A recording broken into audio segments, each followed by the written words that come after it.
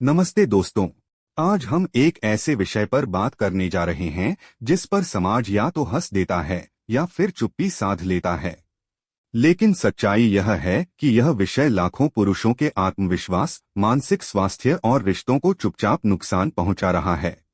हम बात कर रहे हैं एंड स्मिथ की उस किताब की जो साफ शब्दों में यह कहती है कि किसी पुरुष की मर्दानगी, उसकी वैल्यू या उसका आत्मसम्मान किसी एक शारीरिक अंग के आकार से तय नहीं होता।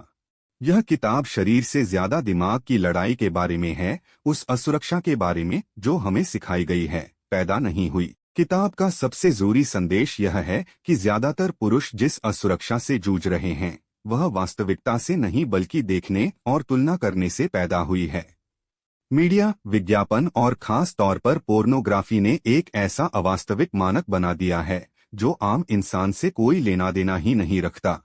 समस्या यह नहीं है कि लोग कम हैं, समस्या यह है कि तुलना गलत जगह से की जा रही है। वैज्ञानिक शोध साफ बताते हैं कि अधिकांश पुरुष औसत श्रेणी में आते हैं, लेकिन फिर भी खुद को कमतर समझते हैं।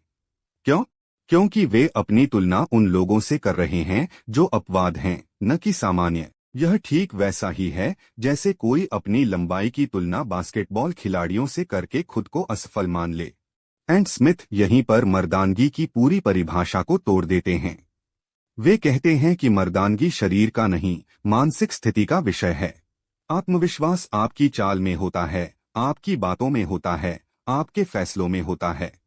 एक सशक्त पुरुष वह नहीं होता जो खुद को साबित करता फिरता है, बल्कि वह होता है जो खुद को लेकर सहज होता है।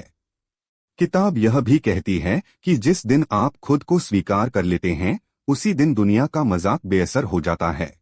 असुरक्षा तब तक ताकतवर रहती है जब तक आप उससे लड़ते रहते हैं। जैसे ही आप उसे स्वीकार करते हैं वह कमजोर पड़ जाती है।